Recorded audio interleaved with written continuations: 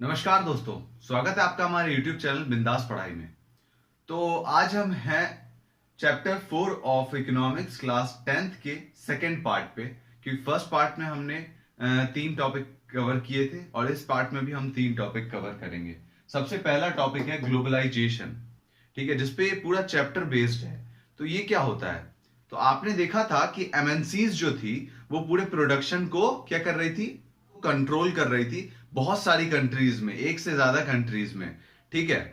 तो एमएनसीज जो इन्वेस्टमेंट करती है ना दूसरी कंट्री में जाके किसी चीज को बाय करती है जिससे वो वहां पे प्रोडक्शन कर पाए। मान लीजिए लेस जो है वो इंडिया में आई और उसने क्या किया, एक पीस ऑफ लैंड खरीद लिया, 1 एकड़ लैंड खरीद लिया, ठीक है। तो वो जो जमीन खरीदी है ना उसने, उस पे जो पैसा उसने इन्वेस्ट किया है उसको कहते हैं फॉरेन इन्वेस्टमेंट। इंडिया के लिए हो जाएगा फॉरेन इन्वेस्टमेंट, क्योंकि बाहरी देश से आई हुई एमएनसीज ने हमारी कंट्री में आके इन्वेस्टमेंट किया है, ठीक है। तो एमएनसीज के द्वारा की गई इन्वेस्टमेंट को बोलते हैं क्या, फॉरेन इन्वेस्टमेंट। तो जैसे जैसे फॉरेन इन्वेस्टमेंट बढ़ेगा किसी भी अपने वर्ल्ड में, जैसे जैसे फॉरेन इन्वेस्टमेंट बढ़ेगा, तो इसका मतलब क्या है कि नई नई एमएनसीज दूसरे दूसरे कंट्रीज में जाके इन्वेस्ट कर रही है और जो एक कंट्री की जो कंपनी है वो दूसरी कंट्री में जाके प्रोडक्शन कर रही है और वहां पे अपनी सामान को बेच भी रही है।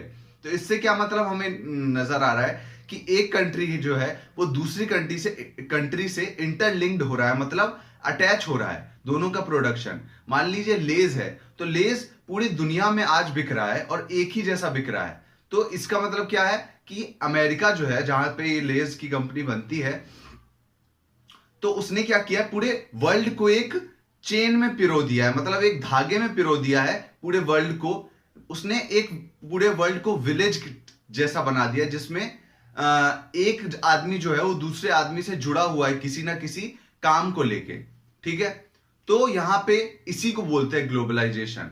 ग्लोबलाइजेशन किसको बोलते हैं? द इंटरकनेक्शन और the interlinking between different countries are known as क्या, ग्लोबलाइजेशन, ठीक है। तो ग्लोबलाइजेशन का मतलब क्या समझा आपने? जब एक कंट्री जो है वर्ल्ड की वो दूसरे कंट्री के साथ इंटरकनेक्ट होती है, या फिर पूरा वर्ल्ड जो है वो एक धागे की तरह, मतलब धागे में पिरोई गए मोतियों की तरह एक दूसरे से जुड़ा हुआ होता है, उस जुड़ने के प्रोसेस को क्या बोलते हैं? ग्लोबलाइजेशन।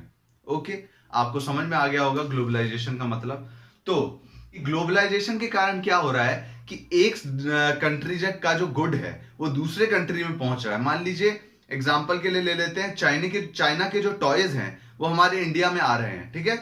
चाइना के टॉयज हमारे इंडिया में आ रहे हैं, तो यहाँ पे क्या हो रहा है, ग्लोबलाइजेशन का प्रोसेस है ये। तो इससे क्या हो रहा है कि हमारे पास वहां के उस कंट्री के जो कंज्यूमर है उनके पास चॉइस बढ़ रही है खिलौने खरीदने की। अब उनको केवल इंडिया के खिलौने पर निर्भर नहीं होना पड़ेगा, उनके पास चाइना के खिलौने का भी चॉइस है, ठीक है। तो इससे क्या हो रहा है, एक गुड जो है वो दूसरी कंट्री में एक जगह से दूसरी जगह ट्रांसपोर्ट हो रहा है, और गुड्स के साथ सर्विस भी ट्रांसपोर्ट हो रही है, और सर्विस के साथ क्या हो रहा है कि आदमी भी ट्रांसपोर्ट हो रहे हैं। मतलब एक कंट्री का जो आदमी है वो दूसरे कंट्री जाके काम कर रहा है एमएनसीज में। मान लीजिए अमेजॉन बहुत बड़ी कंपनी है, एमएनसी है, ठीक है, मल्टीनेशनल कॉर्पोरेशन है। कौन सी? अमेजॉन।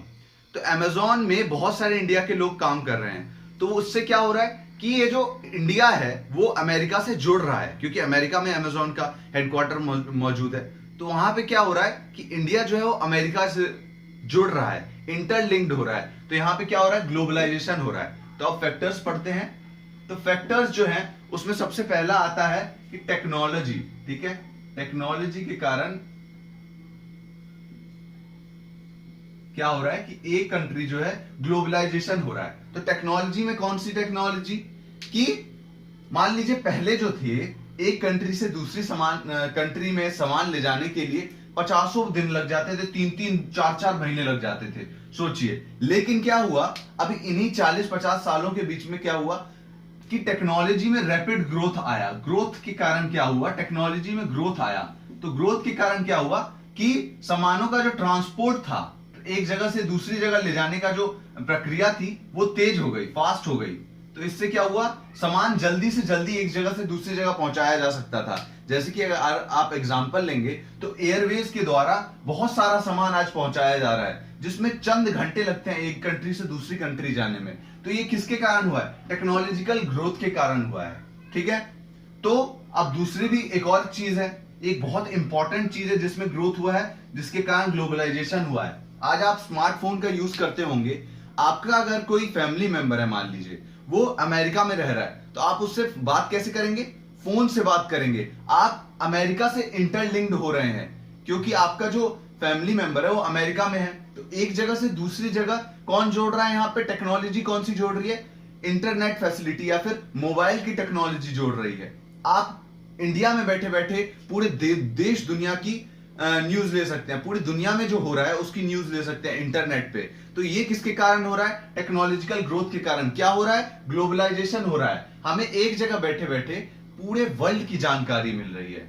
ठीक है, और आप इंटरनेट के बारे में तो जानते ही हैं। इंटरनेट में अभी इसी बीच में इतना ज्यादा एक्सपांशन आया है, क्योंकि आप जानते हैं जियो आया है, मान लीजिए 3-4 साल पहले, तब से ही हम इतना इंटरनेट का यूज कर रहे हैं। ठीक है, तो यहाँ पे इंटरनेट क्या कर रहा है कि एक कंट्री को दूसरी कंट्री से जोड़ रहा है। क्यों, क्योंकि हम एक जगह पे बैठे बैठे दूसरी कंट्री के बारे में जान सकते हैं, पूरी दुनिया के बारे में जान सकते हैं। तो ये जो इंटरनेट है या फिर जो टेक्नोलॉजी है वो बहुत इंपॉर्टेंट रोल प्ले करती है। और ऊपर से मेनली कौन से सेक्टर में, इंफॉर्मेशन टेक्नोलॉजी के सेक्टर में। कौन से सेक्टर में, इंफॉर्मेशन आईटी सेक्टर में। ठीक है, बहुत ज्यादा रैपिड ग्रोथ हुआ है, जिसके कारण हमें ग्लोबलाइजेशन देखने को मिली है बहुत बड़े स्तर पे। ठीक है, तो हमने पढ़ा कि कौन से फैक्टर्स थे that have been enabled growth globalisation, ये हमने पढ़ लिया। अब liberalisation in foreign trade and foreign investment policy, ये पढ़ते हैं। तो लिबरलाइजेशन का मतलब क्या होता है, आपको एक बात बताता हूं कि इंडिया जो था, जब इंडिपेंडेंट हुआ था इंडिया, जब उसको इंडिपेंडेंस मिली थी, तो क्या किया था इंडिया में जो लोग थे, जो लीडर्स थे, उन्होंने क्या किया था कि कुछ बैरियर्स डाल दिए थे, ट्रेड बैरियर्स डाल दिए थे।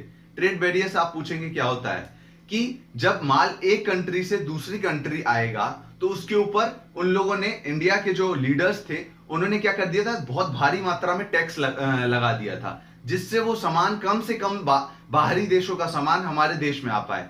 तो ये उन्होंने क्यों किया था, ये उन्होंने उस टाइम इसलिए किया था क्योंकि उस टाइम पे हमारी जो इंडिया था वो डेवलपिंग फेज में था, मतलब स्टार्ट कर रहा था, डेवलपमेंट के जो पाथ था उस पे चलना स्टार्ट कर रहा था। तो वहां पे जो हमारे लोकल प्रोड्यूसर्स थे वो इतने केपेबल नहीं थे कि वो बाहर के बड़ी बड़ी एमएनसीज के साथ कंपीट कर पाए, कंपटीशन कर पाए। तो इसीलिए इंडिया के जो लीडर्स थे उन्होंने ये प्रोटेक्शन प्रोवाइड की थी लोकल अपने प्रोड्यूसर्स को। तो क्या किया था उन्होंने कि ट्रेड बैरियर्स लगा दिए थे। ट्रेड बैरियर्स के बारे में पढ़ते हैं कि ट्रेड बैरियर्स क्या होते हैं। ट्रेड बैरियर्स वो होते हैं जब एक कंट्री से दूसरी कंट्री के बीच में ट्रेड होने में कोई बैरियर हो, कोई रुकावट हो। तो यहां पे रुकावट का काम क्या कर रहा है, जो पॉलिसीज थी ना गवर्नमेंट की, वो रुकावट का काम कर रही थी बाहरी देशों की एमएनसीज के लिए, क्योंकि वो बाहरी देश की जो बड़ी बड़ी एमएनसीज है वो हमारे इंडिया में प्रोडक्शन नहीं कर सकती थी। और मान लीजिए कोई एमएनसी है और वो अपना प्रोडक्शन यूनिट सेट करना चाहती है, वो अपनी फैक्ट्री सेट करना चाहती है, कहां पे, इंडिया में। तो गवर्नमेंट ने क्या किया था इंडिपेंडेंस के बाद कि उनके ऊपर बहुत भारी मात्रा में टैक्स लगा दिया था। बोला था अगर आप यहां पे फैक्ट्री सेट करेंगे तो आपको बहुत सारी ऐसी ऐसी चीजें के कारण पैसे देने पड़ेंगे, जिसके कारण जो उनका कॉस्ट था ना एमएनसीज का, वो बराबर ही पड़ जाता था, चाहे वो अमेरिका में प्रोड्यूस करें या फिर इंडिया में प्रोड्यूस करें। तो वो क्यों ना अमेरिका में ही प्रोड्यूस करती।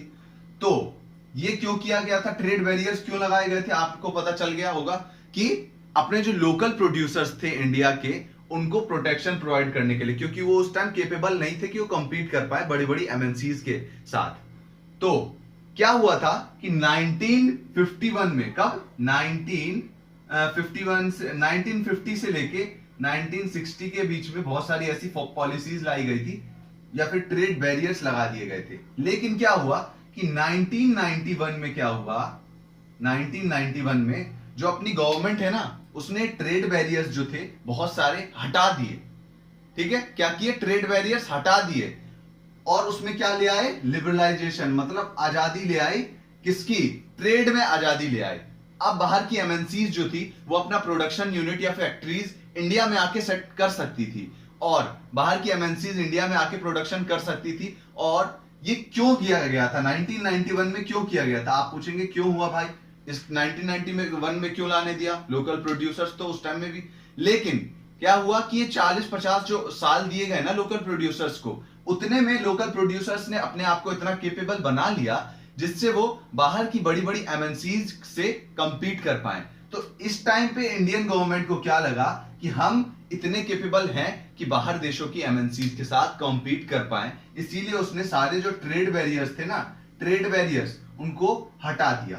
ठीक है, और बहुत ज्यादा लिबरलाइजेशन ले आए, आजादी ले आए ट्रेड में। तो इसी को बोलते हैं लिबरलाइजेशन। ये जो ट्रेड बैरियर्स का हटाना है ना, इसी को बोलते हैं लिबरलाइजेशन।